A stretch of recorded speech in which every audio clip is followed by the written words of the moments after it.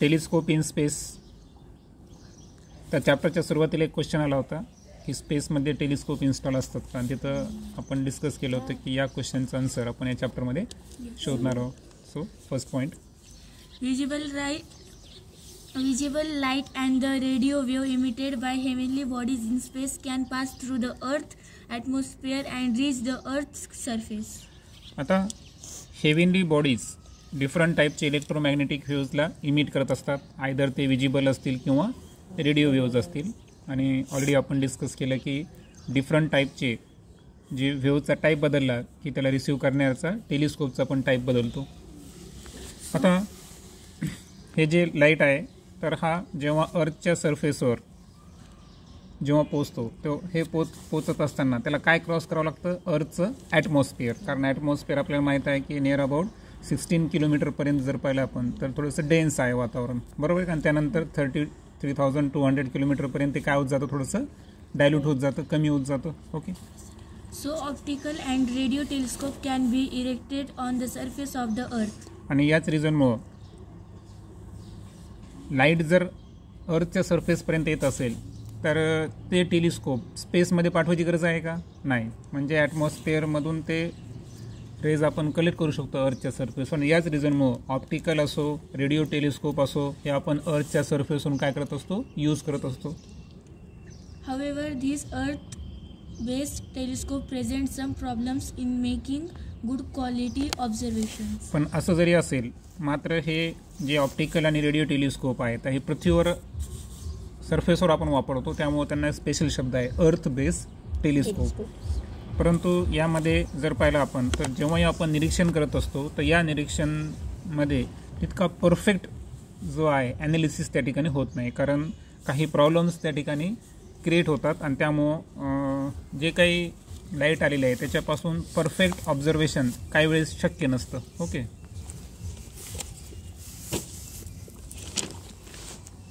The visible light coming from a heavenly body has to pass through the Earth's atmosphere to reach the Earth's surface. आता हेव्हनली body आहे ती जर visible light emit करत असेल तर definitely त्या लाईटला अर्थच्या सरफेसपर्यंत पोहोचण्याच्या अगोदर अर्थचं ॲटमॉस्फिअर क्रॉस करणं आहे. During this journey, some of the light is absorbed by the atmosphere and the intensity of the light reaching the Earth's surface decreases. आणि आपल्याला माहीत आहे की एअर जो आहे एअरमध्ये बरेचसे पार्टिकल हे डेन्स पार्टिकल असतात, बरोबर. आता व्हॅक्यूम आणि एअर याच्यामध्ये जर पाहिलं तर एअर थोडीशी डेन्सर आहे, बरोबर. सो दॅट्स वाय तुम्ही जर केअरफुली ऑब्झर्वेशन केलं, इवन जो सनलाईट आहे लाईटची स्पीड 3 × 10⁸ आहे, ती कशासाठी माहिती आहे का, व्हॅक्यूमसाठी आहे. एअरमध्ये ती स्पीड थोडीशी कमी होते कारण आपण रिफ्रॅक्टिव्ह इंडेक्स पाहिलं आहे. रिफ्रॅक्टिव्ह इंडेक्स जितका जास्त असेल तितकी लाईटची स्पीड काय होत जाते, कमी होत जाते. ओके. सो जसं की एक्झाम्पल आपण घेतलं तर वाटरमध्ये 2 लाख किलोमीटर आहे फक्त कशाची स्पीड, लाईटची. कारण त्याचं रिफ्रॅक्टिव्ह इंडेक्स किती आहे, 1.5 आहे, बरोबर आहे का. म्हणजे ऑलमोस्ट काय झालं, 1.5 टाइम्स डेन्सिटी डिक्रीज झाली त्या ठिकाणी, रिफ्रॅक्टिव्ह इंडेक्स इन्क्रीज झालेला आहे. आणि त्याच्यामुळं स्पीड जी आहे तर ती 2/3 काय झालेली या ठिकाणी, डिक्रीज झालेली आहे. हे आपण पूर्ण रेशो अँड रिलेशनशिप पाहिले त्या ठिकाणी. सो मेन पॉईंट काय आहे की जो लाईट आहे ना तो ॲटमॉस्फिअरकडून काय केलं चाललं या ठिकाणी, ॲब्झॉर्ब केलं चाललं. म्हणजे लाईटची जी इंटेन्सिटी क्वालिटी आहे ती काय होईल, कमी होईल ना, तो ॲब्झॉर्ब केलं चालला, बरोबर आहे का. कारण ॲब्झॉर्ब करणारे काय आहेत, एअरमधले पार्टिकल्स आहेत. कारण एअरमध्ये 78% कोण आहे, नायट्रोजन आहे, ऑक्सिजन आहे 21%, 0.03% काय आहे, CO2 आहे. आणि काही ज्याला आपण म्हणू अरगॉन निऑनसारखे काय असतात ज्यांना आपण इनर्ट गॅसेस म्हणतो ते आहेत. काही प्रमाणात पाण्याची वाफ आहे. अर्थच्या सरफेसवर जर पाहिलं तर आपल्याला माहीत आहे कार्बनचं प्रमाण जास्त आहे. त्यानंतर अर्थच्या सरफेसवर थोडंसं डस्ट पार्टिकल वगैरे असतात, बरोबर आहे. कारण आपण जर पाहिलं तर वातावरणाच्या काही उंचीपर्यंत थोडेसे डस्ट पार्टिकल्ससुद्धा आहेत. तर हे सर्व जे पार्टिकल्स आहेत हे कशावर इफेक्ट करणार आहे, लाईटवर. कारण त्या लाईटला काय करू शकतात, ते ॲब्झॉर्ब करू शकतात. मग लाईटची ॲब्झर्वेशन होत असेल तर डेफिनेटली त्याचा परिणाम लाईटच्या कशावर व्हायला, इंटेन्सिटीवर, अर्थातच लाईटच्या क्वालिटीवर व्हायला. ओके. आणि सो इंटेन्सिटी त्या ठिकाणी डेफिनेटली अर्थच्या सरफेसपर्यंत पोहोचतेच तर काय होईल त्या ठिकाणी थोडीशी डिक्रीज व्हायली. त्यानंतर आपण ओझोनबद्दल पण डिस्कस केलं आहे. ओझोनसुद्धा काय करतो या ठिकाणी UV लाईटला काय करतो ॲब्झॉर्ब करतो. म्हणजे याचा अर्थ काही प्रमाणात काय व्हायला लाईटला ॲब्झॉर्ब करणारा ओझोन पण आहे. लक्षात आलं. म्हणजे बऱ्याच प्रमाणात लाईट हा ॲब्झॉर्ब व्हायला अँड दॅट्स वाय जी लाईटची इंटेन्सिटी आहे इन शॉर्ट सांगायचं असेल ती थोडीशी काय व्हायली डिक्रीज व्हायली. लाईटची इंटेन्सिटी डिक्रीज होत असेल तर डेफिनेटली जे रिसिव्हर आहेत कोण रेडिओ रिसिव्हर तर ते काय करतील त्यांना जेवढी मिळाली तेवढीच ऑप्टेन करतील ना. म्हणजे याच्यामध्ये काय व्हायला की प्रत्यक्ष हेव्हनली ऑब्जेक्ट आणि आपल्यापर्यंत जी इमेज व्हायली त्याच्यामध्ये थोडासा काय यायला या ठिकाणी डिफरन्स किंवा एरर यायला काय म्हणू आपण त्याला थोडंसं एरर यायला. A second problem is caused by the change in atmospheric pressure and temperature.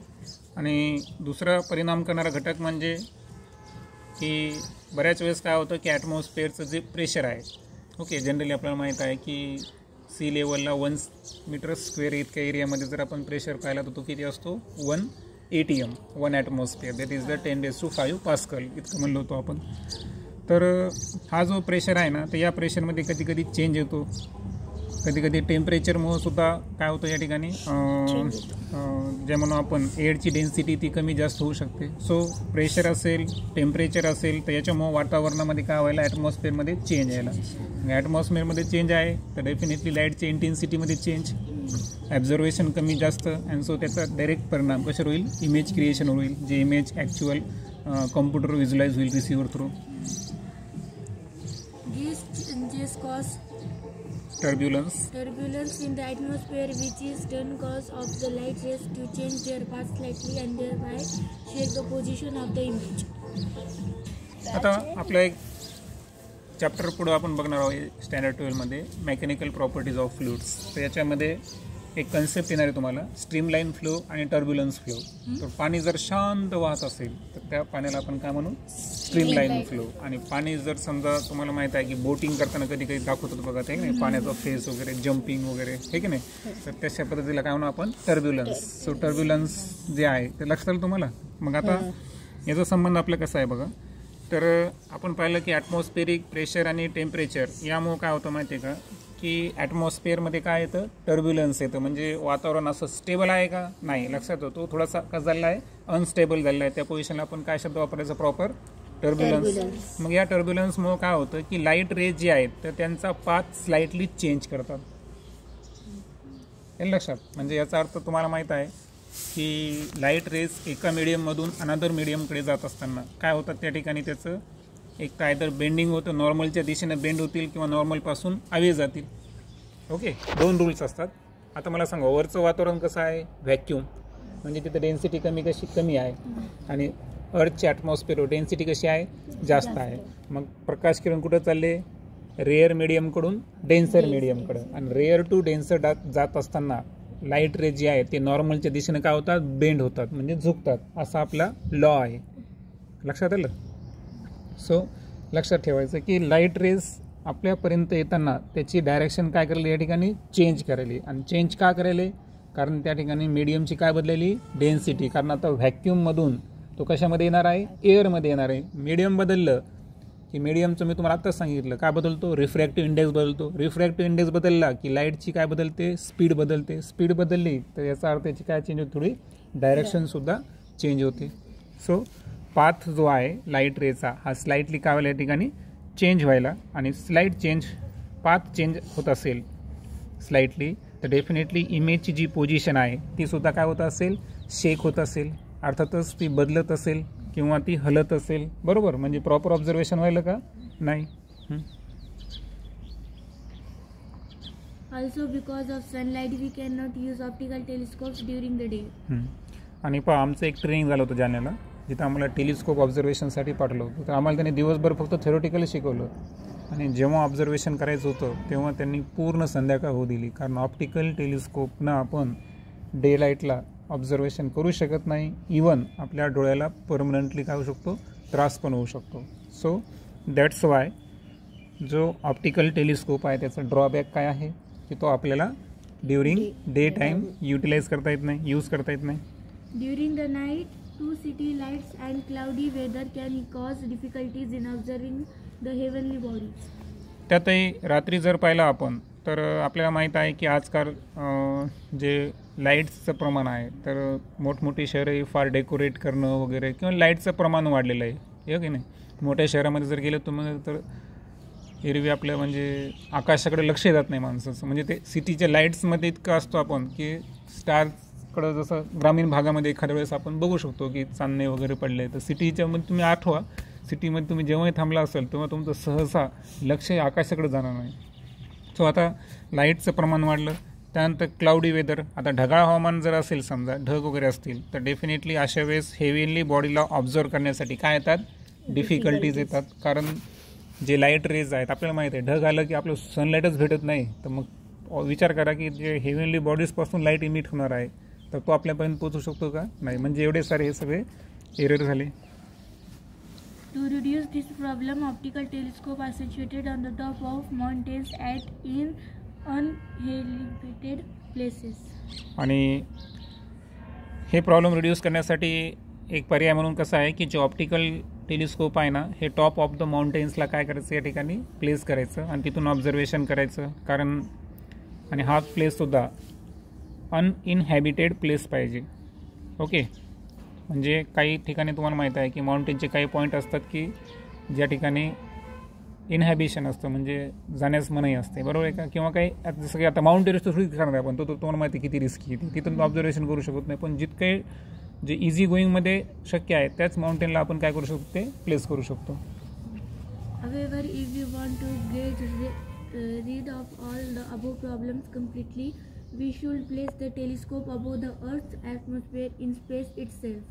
आणि सर्वात बेटर वे जर असेल या सर्व प्रॉब्लेमवर मात करण्यासाठी, तर जिथपर्यंत अर्थचं ॲटमॉस्फिअर आहे त्याच्या बियॉन्ड स्पेसमध्ये जर आपण टेलिस्कोप काय केले, इन्स्टॉलेशन केले, बरोबर, लॉन्च केले, तर तो एक बेटर पर्याय असेल. These problems do not exist in the space, and thus the image obtained by space telescope would be bright and very clear and will remain at one place. आता व्हॅक्यूममध्ये चाललो आपण, बरोबर आहे का. ॲटमॉस्फिअरला सोडलं म्हणजे डेफिनेटली आपण व्हॅक्यूममध्ये आहोत, बरोबर आहे का. आता डेफिनेटली स्पेसमध्ये जर आपण इन्स्टॉलेशन केलं ना, तर एक जेवढे काय आपण एरर सांगितले, जसं की ॲटमॉस्फिअर डेन्स असणे, प्रेशर डेन्सिटी कमी जास्त होणे, लाईटनं त्याचा पाथ बदलणे, इंटेन्सिटी डिक्रीज होणे, त्यानंतर जे डे लाईटचे लिमिटेशन्स आहेत ऑप्टिकल टेलिस्कोपचे, म्हणजे ह्या सगळ्या प्रॉब्लेमवर मात करायचं असेल तर त्या ठिकाणी स्पेसमध्ये काय करायचं आहे, इन्स्टॉलेशन करायचे टेलिस्कोपचे. आणि यामुळे जी इमेज ऑप्टेन होईल तर डेफिनेटली ती ब्राईट आणि व्हेरी क्लिअर असेल आणि डेफिनेटली एकाच प्लेसला ती रिमेन राहील, बरोबर आहे का. आता रिमेन राहणं का आवश्यक आहे बरं. समजा उदाहरणार्थ तुम्हाला एखादा हेलेचा धूमकेतू पाहायचा आहे, तुम्हाला माहीत आहे हेलेचा धूमकेतू जो आहे तो दर 86 वर्षांनी दिसतो आपल्याला, बरोबर. तर हा जो धूमकेतू आहे याचं ऑब्झर्वेशन मला करायचं, माझी इच्छा आहे समजा 1 तास ऑब्झर्वेशन करायची, त्याची पूर्ण डिटेल्स. आता लक्षात घ्या, एखाद्या टुरिस्ट प्लेसला जातो ना आपण, तर आपण काय करतो माहिती आहे का, पाहणारे 1 मिनिटात बघतात, आणि ज्याला खरंच ऐतिहासिक अभ्यास करायचा आहे ते कधी कधी तिथं पूर्ण दिवस स्पेंड करतात, बरोबर आहे. काही लेण्या असतात आपण 2 घंट्यात बघतो, काही लोक असे तिथं महिना अभ्यास करतात. म्हणजे तुमच्या स्टडीच्या प्लॅनवर डिपेंड आहे ना. जेव्हाही डेफिनेटली आता आपल्याला चांगलाच अभ्यास करायचा, आपण सर्व ऑब्झर्वेशन करणार. मग आता मला सांगा, पृथ्वीवरून करायला वातावरण जर अस्थिर असेल तर त्या कंटिन्युअसली आपण स्टेबल इमेज ऑप्टेन करू शकतो का, नाही. पण ते कुठं शक्य आहे, स्पेसमध्ये. Scientists have turned this idea into reality. आणि ही जी संकल्पना आहे, कल्पनेला वास्तविकतेमध्ये वैज्ञानिकांनी त्यांच्या प्रयत्नांनी आणलं. ते कसं पाहू आपण. In 1990, the National Aeronautics and Space Administration launched into space an optical telescope called the Hubble telescope. Hubble. आता नासाचा लॉंग फॉर्म दिलेला माहिती आहे सर्वांना, national aeronautics and space administration. तर 1990मध्ये त्यांनी एक ऑप्टिकल टेलिस्कोप जो आहे तो स्पेसमध्ये लॉन्च किंवा इन्स्टॉल केला आणि त्याचं नाव आहे Hubble telescope. It has a mirror of diameter 94 inches and is orbiting the Earth at a height of 589 km from it. आता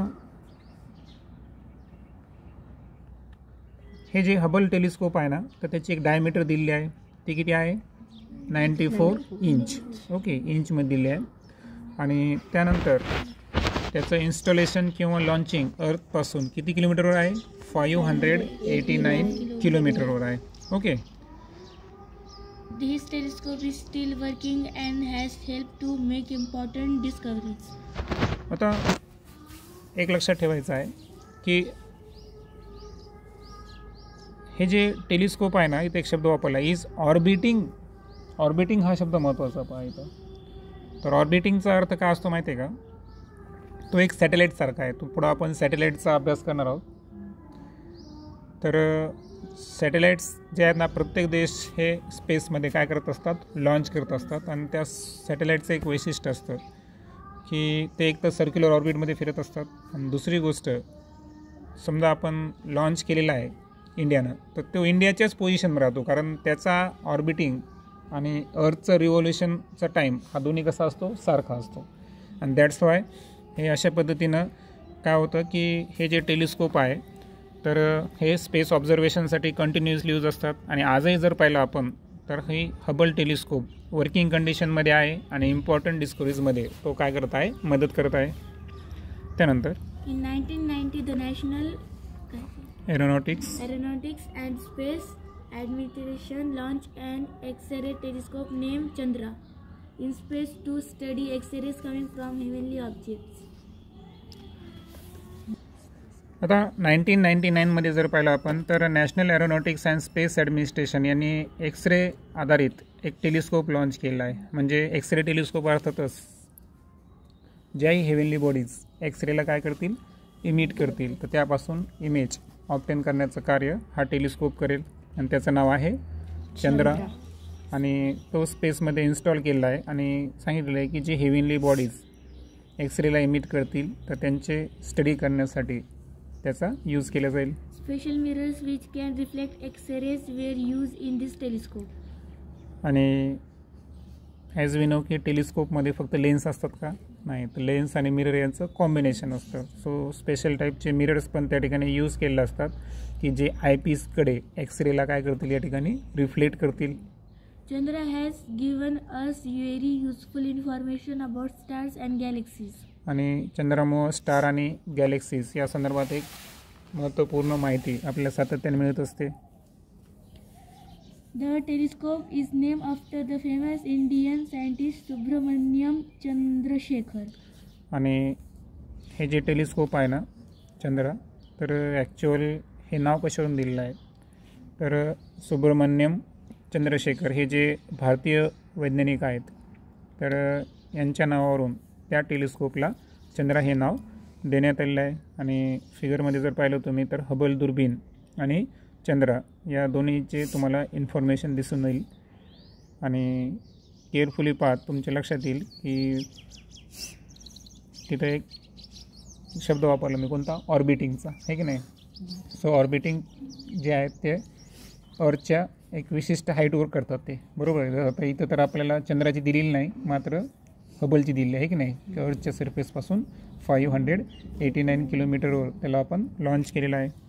सो नेक्स्ट व्हिडिओमध्ये आपण इस्रो अर्थातच Indian space research organization Bangalore या संदर्भात इन्फॉर्मेशन जाणून घेऊ. कितने मिनिट